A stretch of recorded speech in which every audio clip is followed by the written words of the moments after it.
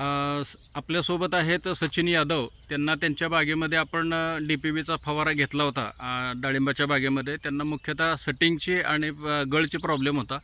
आणि दुसरं महत्त्वाचं म्हणजे यांची बाग संपल्यानंतर बाजूच्याच शेतामध्ये घास गवत असल्यामुळे तिकडचं पाणी जास्तीत जास्त पर्क्युलेट होत होतं इकडं, आणि त्यामुळं सटिंगला प्रॉब्लेम होता. औषध फवारल्यानंतर त्यांचं स्वतःचं वैयक्तिक काय म्हणणं आहे ते सचिन यादव आपल्याशी आता सांगतील.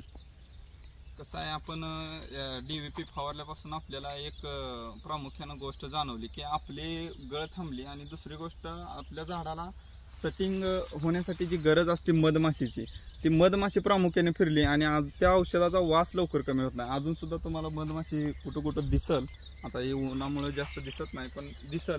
आणि दुसरी गोष्ट, ही जी लाईन आहे त्या लाईनच्या साईडला ही घास गवत असल्यामुळे आपलं वैरणीचं कायम राहायचं, आणि त्यामुळे ह्या लाईनला प्रामुख्याने सटिंग होतच नव्हतं. आम्ही डोक्यातच घेत नव्हतो जास्त, पण त्या औषधामुळे का नाही आपल्याला बराच फायदा झाला. याला ज्यावेळेस आपण DVP फवारताना ह्या झाडावर कळी सुद्धा दिसत नव्हती. आता सटिंग झालंय, आणि ही पण लाईन त्याच्याच बाजूला होती.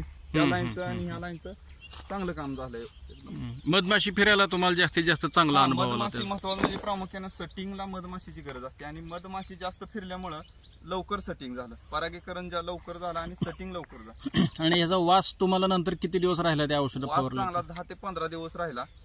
भरपूर 2-3 फवारण्या होत तर याचा वास आपल्याला जाणवत होता. त्यामुळे मधमाशी प्रामुख्यानं जास्त दिवस बागेत फिरली आपल्या. मग आता तुम्ही संपूर्ण बागेला हे करणार आहात?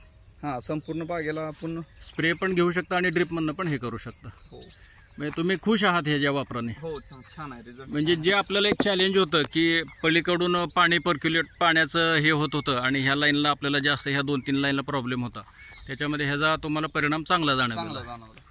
ठीक आहे सर, ठीक आहे, धन्यवाद.